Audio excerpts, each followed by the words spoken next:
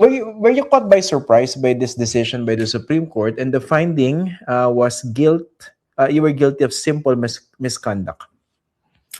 Well, last week I already got the physical copy, the hard copy of the order, no. But if you look at the decision, this was already decided as early as November 2025. It was only I don't know, publicized or published. Iba kasi yun eh, yung disclosure to the public or to respondents like me. So ngayon lang siya na-disclose. But if you look at the decision, may date sa decision mismo, November 18, 2025, which is very coincidental. Birthday ko yan eh.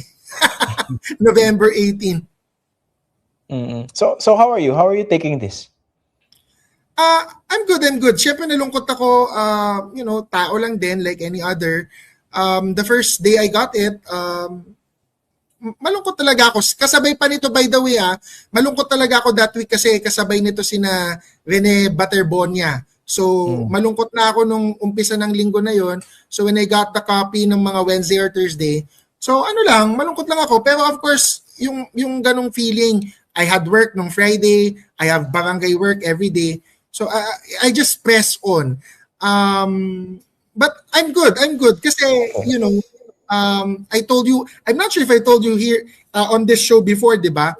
Na my being a lawyer is not really my primary goal. With all due respect to the Supreme Court, even if they hear this, it's not to offend them, no. My lawyering, I don't know if I said it na nga here before, I studied the law not really to practice it. I did not study it to become a traditional lawyer. So I studied the law because as a marginalized person, as an LGBT person, I wanted to know how to change it. So it was really more about accessing the language of power, the system of power, which is in the Philippines, very legalistic tayo. Unfortunately or fortunately, our country is really enmeshed with being legalistic. So that's why I studied the law. Pero before this suspension was imposed, meron ka mga active clients or active cases? Hindi na din. So ever since when I took up radio hosting 2018 to 2021, I generally do not accept cases. What I do is give legal advice. So yung actual representation, I don't really do that. Lalo na when I became Barangay Kagawad. So, ang Barangay Kagawad, you can still practice law, pero limited. Kaming mga elected officials, kahit mababa lang ang Barangay Kagawad, we cannot appear in court. So, if there was a case given to me, may kahit kaibigan, kahit kamag-anak, I cannot accept, kunwari may nakakulong, so ako yung magpa-file ng motion for bail, ako yung pupunta sa court to litigate. I cannot do that. So, what I've always done, since I won as Barangay Kagawad, is just give pro bono legal advice or simple contract review. Kunwari, may mga kontrata silang gustong ipacheck or may nagkaso sa kanila, criminal case, I will just generally advise them ano yung rights nila, ano yung options. So, yung actual practice talagang I'm not really an active practitioner anymore. Okay. The next important question, do you think this decision by the Supreme Court, with all due respect to them, was this fair? Well, every case is unique, I would guess. But just for my own consideration, if any Supreme Court justice hears this, diba? The decision, if you read it, so I read the decision, but not pa talaga, like hindi ko pa talaga siya inaral ng todo-todo, no? But I read it. There were two aggravating circumstances found against me. That's why tumaas yung penalty. The IBP wanted to just reprimand me and impose a fine, which is already a punishment, no? But the Supreme Court increased it to suspension for 1 year. Sabi kasi nila, aggravating daw because I used words like dilawan, and that is, very borderline, freedom of speech or political speech, but that's what the Supreme Court found, no? And I accept their wisdom. That's their wisdom. The other is because I have a prior disciplinary case already, yung contempt, which is a totally different issue. So without going through that, and I'm not saying I will file an MR. I'm still thinking if I will still file a motion for reconsideration, because hope springs eternal naman. If there was a justice who was listening right now, who is listening right now, sana nagkaroon ng mitigating circumstance din in my favor.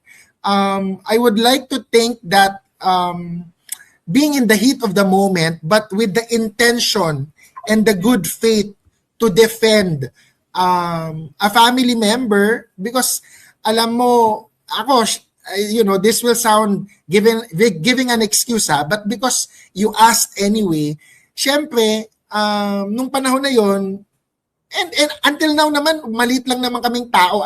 Even if I sound very noisy, even if I'm very vocal, and I gained a platform right now, I would like to think I'm not a big person. So especially before, I'm a very small person noon, and may pinagdaanan yung pamilya ko, which I felt parang I was screaming into the void for the innocence of my brother, to defend my brother. So sana lang kung na-appreciate nila yung aggravating circumstances against me, sana na-appreciate nila, although I wasn't given this chance to argue, kasi nga lumabas na lang yung decision. Sa IBP lang ako nakapag-submit ng aking comment or answer. Sa Supreme Court, hindi na ako nakapag-file ng anything. I didn't get any order to file an answer or a comment.